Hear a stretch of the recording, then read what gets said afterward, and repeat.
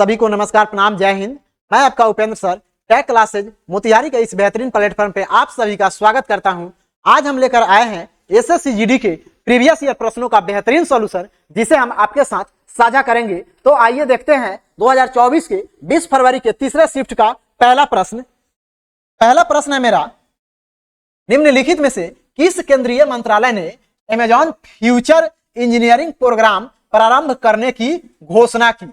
यानी कि अमेजॉन के साथ पहली बार इंजीनियरिंग स्तर पे किस मंत्रालय ने काम करने का एक प्रोग्राम लॉन्च किया? तो यहां हम देखेंगे कि हमारा पहला ऑप्शन क्या है, शिक्षा मंत्रालय। क्लियर? तो यहां पे अगर देख रहे हैं इंजीनियरिंग प्रोग्राम प्रारंभ करने की घोषणा, तो यहां पे हमारा होगा आंसर जनजातीय कार्य मंत्रालय। जनजातीय कार्य मंत्रालय के साथ टाई अप करने का एक बेहतरीन प्लान ये होता है कि जितने भी ट्राइबल क्षेत्र के कार्य प्रणाली होते हैं उनको नेशनल लेवल पे लाने का प्रयास किया जाता है। क्लियर? अगला क्वेश्चन है मेरा, गौतम बुद्ध के संबंध में निम्नलिखित में से कौन सा कथन सही है? क्लियर?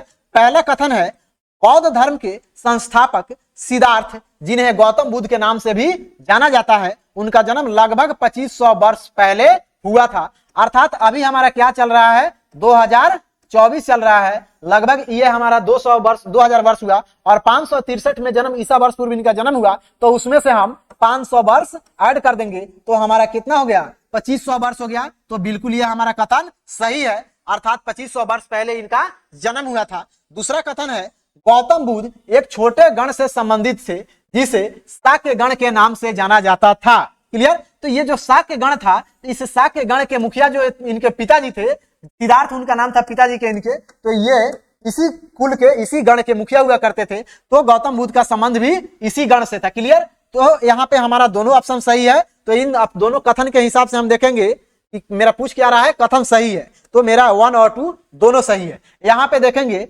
राहुल, राहुल एक ऐसा नाम है जो गौतम बुद्ध से इनका संबंध जुड़ा हुआ है। किस रूप में? पुत्र के रूप में। क्लियर? इनके पत्नी का नाम यशोधरा था। किसके? गौतम बुद्ध के पत्नी का नाम यशोधरा, इनके पुत्र का नाम राहुल। अगला क्वेश्चन है मेरा,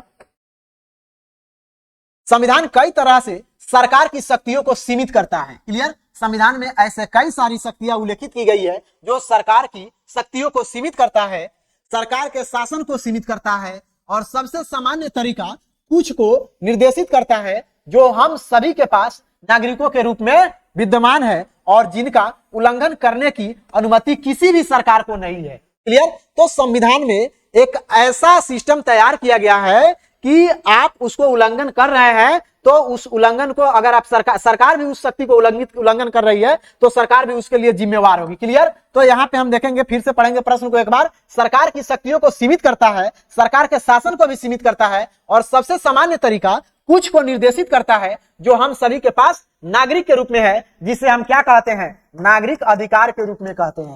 ये नागरिक अधिकार हमारा 1215 में इंग्लैंड से उत्पन्न हुआ था, और ये हमारा किस रूप में जाना जाता है, 1215 का जो मैग्ना कार्टा था, ये वर्तमान समय में भारत का मौलिक अधिकार के रूप में जाना जाता है। क्लियर?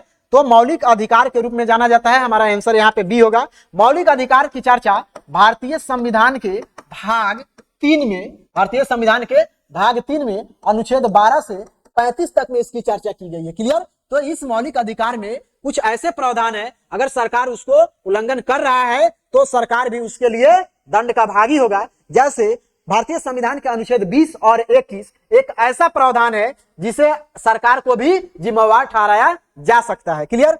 यहाँ आर्थिक कर्तव्य की बात हो रही है, तो ये हम नहीं देखेंगे क्योंकि हमारा कुछ ऑप्शन से ये बिल्कुल हटकर है। मौलिक कर्तव्य जो है सोवियत रूस से लिया गया है, और यह भारतीय संविधान के अनुच्छेद 51 क में स्पष्ट रूप से 11 मौलिक कर्तव्यों को उल्लेखित किया गया है। उसके बाद ऑप्शन नंबर डी मेरा, राज्य के नीति निर्देशक तत्वों का सिद्धांत। राज्य के नीति निर्देशक, यहाँ पे स्पष्ट रूप से नीति निर्देशक को निर्देशित कर रहा है। यह नीति निर्देशक किसके लिए है? राज्यों के लिए बनाया गया। भारतीय संविधान में नीति निर्देशक तत्व राज्यों के लिए बनाया गया है, और यहीं पे ग्राम पंचायतों के संगठन की चर्चा की गई है, मानव प्रसूति सहायता की चर्चा की गई है, पर्यावरण की सुरक्षा की बात की गई है, काम के अधिकार की बात की गई है, इंदिरा आवास की भी बात की गई है जो भारतीय संविधान के अनुच्छेद 41 से संबंधित है। अगर कोई व्यक्ति, जैसे मनरेगा की चर्चा होती है, तो काम पाने का भी अधिकार किसके अंतर्गत आता है? राज्य के नीति निर्देशक तत्वों के सिद्धांत के अंतर्गत ये राज्य किसके लिए उपलब्ध कराएगी? राज्य अपने नागरिकों के लिए रोजगार उपलब्ध कराएगी, जो मनरेगा के माध्यम से 100 दिन के लिए रोजगार उपलब्ध कराया जाता है। क्लियर? अगला क्वेश्चन है मेरा, गांधी इरविन समझौता पर किस वर्ष हस्ताक्षर किए गए थे? क्लियर? गांधी इरविन समझौता सबसे पहले हम देखेंगे 5 मार्च 1931 को गांधी इरविन समझौता हुआ था, और ये हमारे महात्मा गांधी और लॉर्ड इरविन के बीच हुआ था। वायसराय इस समय कौन था? इरविन था। तो 5 मार्च 1931 को गांधी इरविन समझौता होता है। ये समझौता का जो मेन कारण था, गांधी को इंग्लैंड लेकर जाने का मेन कारण था, और वहां इंग्लैंड में गोलमेज सम्मेलन में गांधी जी को हिस्सा लेना था। क्लियर? इसी गोलमेज सम्मेलन में गांधी जी बैठक लेते हैं, और ये जो गोलमेज सम्मेलन होता है टोटल 3 गो होता है, और पहला, दूसरा, तीसरा। पहला गोलमेज सम्मेलन में गांधी भाग नहीं लेते हैं, दूसरा गोलमेज सम्मेलन में गांधी जी भाग लेते हैं, और तीसरा में गांधी जी भाग नहीं लेते हैं। गांधी जी दुखी मन से फिर से अपने वतन लौट जाते हैं। क्लियर? तो गांधी इरविन समझौता यहाँ पे क्या है? 5 मार्च 1931। एक और चीज देखेंगे, पहली बार सरोजिनी नायडू ने गांधी और इरविन को, ये जब समझौता हो रहा था तो उस समय सरोजिनी नायडू ने एक कथन कहा था, जिससे हम जानते हैं कि यह जो समझौता है 2 महात्माओं का मिलन है। क्लियर? 2 महात्माओं का मिलन। इस समझौता को किसके नाम से जानते हैं? 2 महात्माओं के मिलन के नाम से भी जाना जाता है। क्लियर? तो हमारा यहाँ पे गांधी इरविन समझौता कब हुआ था? 1931 में हुआ था। क्लियर? अगला क्वेश्चन है, नवंबर 2023 तक भारतीय मूल के यूनाइटेड किंगडम के होम सेक्रेटरी कौन थे? क्लियर? स्पष्ट रूप से नवंबर 2023 उल्लेखित किया गया है। भारतीय मूल के यूनाइटेड किंगडम के गृह सचिव कौन थे? तो उस समय यूनाइटेड किंगडम के जो प्रधानमंत्री थे उनका नाम था ऋषि सुनक, जो भारतीय मूल के थे। क्लियर? ऋषि सुनक जो भारतीय मूल के थे, और गृह सचिव कौन थे? सुएला वेबरमैन। क्लियर? सुएला वेबरमैन। इन दोनों के बीच अनबन हुआ, जिसके वजह से सुएला वेबरमैन को पद से निष्कासित कर दिया गया। क्लियर? तो हमारा आंसर क्या होगा? ऑप्शन नंबर डी होगा। कमला हैरिस काफी फेमस नाम है, जो वर्तमान में अमेरिका के राष्ट्रपति के चुनाव में सबसे आगे निकल रही है। इन्हीं का नाम सबसे आगे आ रहा है, जो डेमोक्रेटिक पार्टी ने अपना नाम अनाउंस किया है। अगला क्वेश्चन है, मैसूर दशहरा भारत के डैश राज्य में एक भव्य उत्सव है, जिसमें शाही जुलूस, सांस्कृतिक कार्यक्रम और सजाए गए हाथियों का प्रदर्शन होता है। क्लियर? तो हमारे यहाँ जो दशहरा होता है उसमें हाथियों का प्रदर्शन नहीं होता है, बट मैसूर में जो दशहरा होता है वहां हाथियों का प्रदर्शन होता है। तो मैसूर कहाँ है? कर्नाटक में है। क्लियर? अगला क्वेश्चन 8 नंबर देखते हैं, भारत की 2011 की जनगणना के अनुसार किस राज्य केंद्र शासित प्रदेश में पुरुष साक्षरता दर सबसे अधिक है? अगर क्वेश्चन पूछा जाए आपसे कि ओवरऑल भारत में सबसे साक्षर राज्य कौन है, तो आपका जवाब क्या आएगा? केरल आएगा। क्लियर? तो जब सबसे अधिक साक्षर राज्य केरल है, तो स्पष्ट है कि यहाँ पे पुरुषों की भी सबसे अधिक साक्षरता होगी, महिलाओं की भी सबसे अधिक साक्षरता होगी। क्लियर? तो यहाँ पे क्या पूछ रहा है? पुरुष साक्षरता दर सबसे अधिक है, तो पुरुष साक्षरता दर सबसे अधिक हमारा कहाँ होगा? केरल में होगा। क्लियर? अगर क्वेश्चन पूछे कि किस केंद्र शासित प्रदेश में सबसे अधिक साक्षरता दर है, क्लियर, तो यहाँ पे हमारा आंसर क्या होगा? लक्षद्वीप होगा। क्लियर? अगर पुरुष साक्षरता दर, महिला साक्षरता दर या ओवरऑल भारत की साक्षरता दर पूछे सबसे अधिक किस स्टेट में है, तो हमारा जवाब क्या होगा? केरल होगा। क्लियर? अगला क्वेश्चन है, अगस्त 2023 में भारत के पूर्व मुख्य न्यायाधीश में से किसे सिंगापुर के अंतर्राष्ट्रीय मध्यस्थता पैनल का सदस्य नियुक्त किया गया है? क्लियर? किसे अंतर्राष्ट्रीय पैनल का मध्यस्थता का सदस्य नियुक्त किया गया? क्लियर? तो यहाँ पे हमारा सुप्रीम कोर्ट के जो पूर्व मुख्य न्यायाधीश थे उनका नाम तो क्या था? एनवी रमन्ना हमारा यहाँ आंसर हो जाएगा। अगला क्वेश्चन, मेजबान राज्य के कितने शहरों ने राष्ट्रीय खेल की मेजबानी की? क्लियर? तो सबसे पहले देखेंगे कि जो राष्ट्रीय खेल 2023 हुआ था, कहां हुआ था? गोवा में हुआ था। क्लियर? तो गोवा में कितने शहरों में इस खेल का आयोजन किया गया? तो गोवा के 5 शहरों में इस खेल का आयोजन किया गया। अगला क्वेश्चन, भारत कितने देशों के साथ समुद्री सीमा साझा करता है? और यहाँ पे हम देखेंगे कि भारत के स्थलीय सीमा रेखा कितने देशों से जुड़ी है। तो भारत की जो स्थलीय सीमा रेखा है पाकिस्तान से, अफगानिस्तान से, नेपाल से, भूटान से, म्यांमार से, चाइना से और बांग्लादेश से। क्लियर, इन 7 राज्यों से भारत स्थलीय रूप से जुड़ा है। क्लियर। अब क्वेश्चन पूछ रहा है कि कितने देशों के साथ समुद्री सीमा साझा करती है। तो मात्र 2 ऐसे देश हैं जिसके साथ भारत समुद्री सीमा साझा करता है। पहला है हमारा श्रीलंका और दूसरा है मालदीव। क्लियर, यही 2 राज्य है जो भारत की समुद्री सीमा साझा करता है। तो भारत की कुल टोटल समुद्री सीमा कितनी है? 7516.6 किलोमीटर है। इसमें लक्षद्वीप का भी शामिल है, भारत के मुख्य भूमि का भी सीमा शामिल है और अंडमान निकोबार का भी इसमें सीमा, तटीय सीमा शामिल है। क्लियर।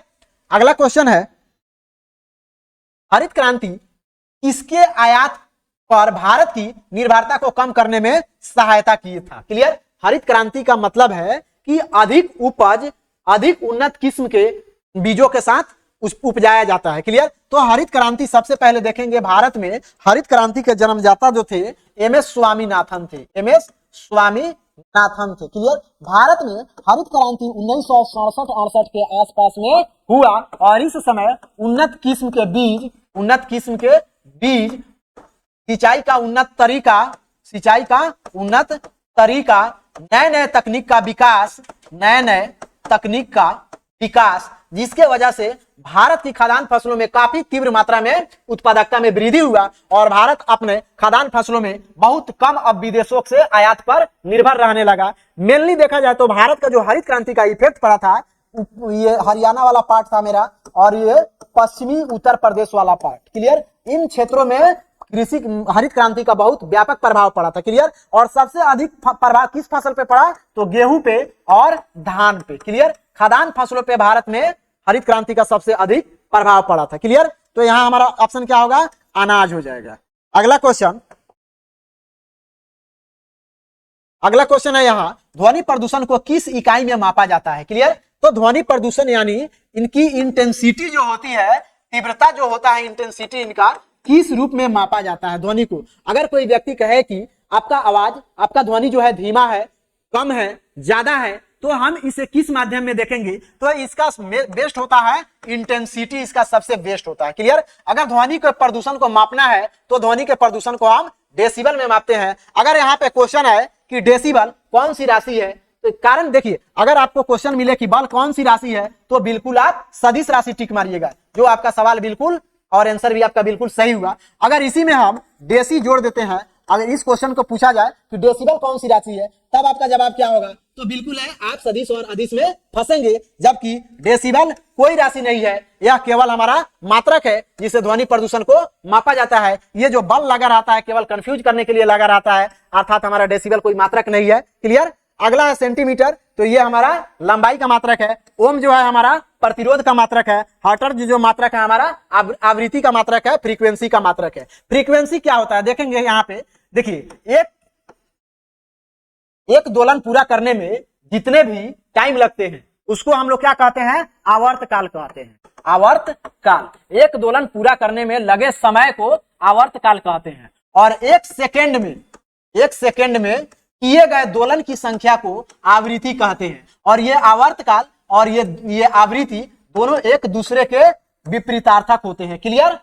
अगला क्वेश्चन देखते हैं, ओलंपिक टेबल टेनिस स्पर्धा में यदि अंक 10-10 पर आकर अटक जाए, बराबर हो जाए, तो एक खिलाड़ी को गेम जीतने के लिए कितने अंक की बढ़त बनानी होगी ताकि वह उस गेम को जीत सके? तो यहाँ पे देखिए, ओलंपिक खेलों में टेनिस प्रतिस्पर्धा में 10-10 पॉइंट पर आकर अगर गेम बराबर होता है तो प्रत्येक दोनों खिलाड़ी को कितने अंक का बढ़त बढ़ाना होगा? तो यहाँ पे हमारा आंसर क्या होगा? 3 अंक का बढ़त बढ़ाना होगा। क्लियर। अगला क्वेश्चन है, लिएंडर पेस का संबंध किस खेल से है? देखिए, लिएंडर पेस काफी जाने माने एक एथलेटिक्स खिलाड़ी हैं जिनका संबंध लॉन टेनिस से है। लॉन टेनिस के संबंध में ये काफी नाम कमाए हैं और इन्हें पद्म पुरस्कार और पद्म विभूषण, इन दोनों पुरस्कारों से इन्हें सम्मानित किया गया है। क्लियर। अगला क्वेश्चन है, कैस बुंदेलखंड क्षेत्र की एक जीवन नृत्य शैली है जो क्षेत्रीय स्तर पे है। क्षेत्रीय स्तर पे भारत में ऐसे लाखों नृत्य शैली है जिन्हें नेशनल लेवल पे लाकर और अधिक नाम दिया जा सकता था। इसका प्रदर्शन मृदंग की थाप से शुरू होता है और धीरे धीरे गद का काव्यात्मक संवादों के साथ गति पकड़ता जाता है। क्लियर। तो देखिए ये जो गणगौर जो नृत्य होता है हमारा राजस्थान का नृत्य है, कौन, गणगौर। क्लियर। यहाँ पे जो हमारा मटकी है, मटकी मध्य प्रदेश का नृत्य है, मटकी मध्य प्रदेश का नृत्य है। और ये जो स्वांग है बुंदेलखंड का, जो आपका क्वेश्चन में पूछ रहा है, तो हमारा यहाँ आंसर क्या होगा, स्वांग होगा। क्लियर। अगला क्वेश्चन है इंटरनेशनल शूटिंग स्पोर्ट फेडरेशन विश्व कप 2022 का आयोजन कहां किया गया था। Clear. International shooting sport federation विश्व कप 2022 का आयोजन कहां किया गया था। क्लियर। तो यहां देखेंगे पहला सिडनी है हमारा, बिल्कुल नहीं होगा। काहिरा, मिस्र, मिस्र की राजधानी कहां है, काहिरा। तो यहाँ पे इस शूटिंग का आयोजन किया गया था और भारत उसमें नंबर 1 स्थान पे था। क्लियर। अगला क्वेश्चन है भारत की किस पंचवर्षीय योजना के अंत में देश में 5 IIT कॉलेजों की स्थापना की गई थी। क्लियर। देखिए यहां हम सबसे पहले देखेंगे कार्यकाल, जितने भी पंचवर्षीय योजना है इन सभी पंचवर्षीय योजना का कार्यकाल देखेंगे। तो पहली पंचवर्षीय योजना का कार्यकाल 1951 से 1956, दूसरी का 1956 से 1961, तीसरा का 1961 से 1967। क्लियर। लेकिन जो ये तीसरा जो आपका पंचवर्षीय योजना है भारत और चीन के युद्ध के वजह से विफल रहा और यह तीसरा पंचवर्षीय योजना बुरी तरह फ्लॉप रहा। इस चौथी पंचवर्षीय योजना का समय इंदिरा गांधी प्रधानमंत्री इंदिरा गांधी का संबंध इनसे है, चौथी पंचवर्षीय योजना से। और इसी चौथी पंचवर्षीय योजना में गरीबी हटाओ का नारा दिया था इंदिरा गांधी ने। क्लियर। तो हमारा यहाँ क्वेश्चन है कि किस पंचवर्षीय योजना के दौरान भारत में IIT कॉलेजों की स्थापना की गई थी। तो पहली पंचवर्षीय योजना के दौरान भारत में 5 IIT कॉलेजों की स्थापना की गई थी, जिसमें कानपुर, खड़गपुर, बॉम्बे और 2 जगह भारत में IIT कॉलेजों की स्थापना की गई थी। क्लियर। अगला क्वेश्चन है उस्ताद बिंदा खान का संबंध किस वाद्य यंत्र से है। देखिए आप यहाँ क्वेश्चन पढ़िएगा तो सबसे पहले क्वेश्चन पढ़ते ही आप फंस जाइएगा। आप समझिएगा बिस्मिल्लाह खां। क्लियर। तो यहाँ पे बिस्मिल्लाह खां नहीं है, बिंदा खां है। क्लियर। तो बिस्मिल्लाह खां का जो संबंध है, बिस्मिल्लाह खां का संबंध शहनाई वादक से है। क्लियर। शहनाई वादक, और इसी शहनाई वादक के चलते इन्हें 2001 में भारत रत्न पुरस्कार से सम्मानित किया गया था। क्लियर। तो शहनाई वादक बिस्मिल्लाह खां, सारंगी का जो संबंध है बिंदा खान से है। क्लियर। सारंगी का संबंध बिंदा खां से है। तो यहां हमारा ऑप्शन क्या होगा, बी नंबर सही होगा। तबला वादक जाकिर हुसैन, तबला वादक जाकिर हुसैन। क्लियर। उसके बाद बांसुरी वादक पन्नालाल घोष, पन्नालाल घोष। और एक और फेमस नाम है हरिप्रसाद चौरसिया, हरिप्रसाद चौरसिया। क्लियर। अगला क्वेश्चन है अगस्त 2023 में केंद्र सरकार ने कैबिनेट सचिव राजीव गौबा, काफी फेमस नाम है, इनके कार्यकाल को अगले 1 वर्षों के लिए बढ़ा दिया गया था। क्लियर। तो क्वेश्चन पढ़ेंगे अतिरिक्त कार्यकाल दिया गया जिससे वह भारत के इतिहास में सबसे लंबे समय तक सेवारत रहने वाले कैबिनेट सचिवों में शामिल हो गए। क्लियर। तो हमारा यहाँ पे इनके देखिए अगस्त 2023 में इन्हें नामित किया गया था और इनके कार्यकाल को 1 वर्ष के लिए बढ़ाया गया था। तो यहाँ पे हमारा ऑप्शन नंबर सी होगा। क्लियर। हमारा ऑप्शन के हिसाब से यहाँ पे ऑप्शन सी ही होना चाहिए, बट यहाँ पे देखिए इनके कार्यकाल को वर्तमान समय में भी अगर देखा जाए तो बढ़ाया जा सकता है। क्लियर। आज का हमारा क्लास यहीं पे एंड होता है, फिर मिलते हैं अगले शिफ्ट के साथ। जय हिंद।